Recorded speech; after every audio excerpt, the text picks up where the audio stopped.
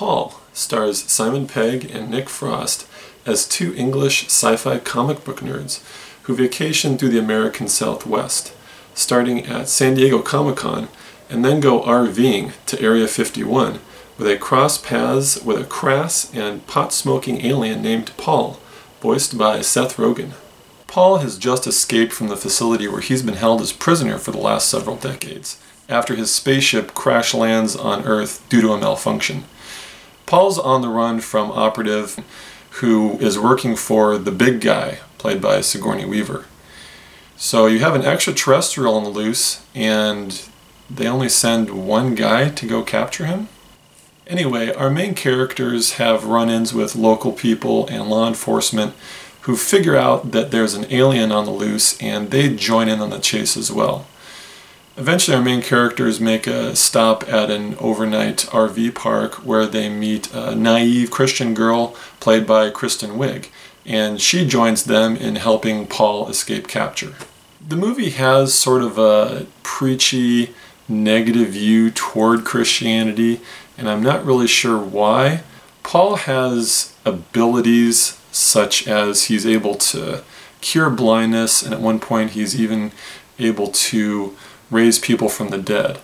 So they've given Paul these abilities that, according to the Bible, Jesus had, and at one point in the movie, after Paul performs one of these abilities, he turns toward the camera and exclaims, "That's evolution, baby!"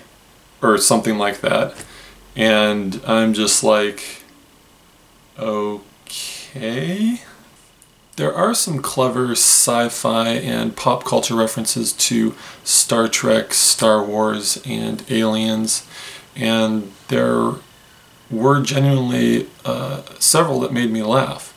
However, as the plot progresses, the script just seems to depend on those references more and more, so that by the time the final third of the movie rolls around, you just kind of get bored with it, and you're just waiting for the next reference to E.T.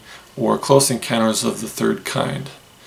I think the main problem with the movie is that it never really develops its own identity.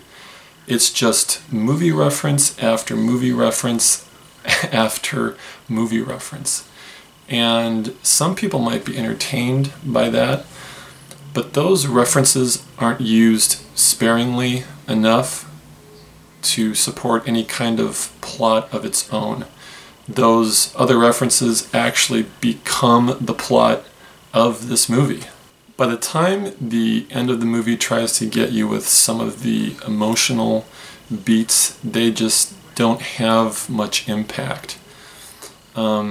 Especially at the end, where you're just like, oh yeah, I've seen that scene before from that movie, and oh yeah, you said that one-liner from that other movie. Yeah. I'm going to give Paul a 5 out of 10. This movie was a disappointment.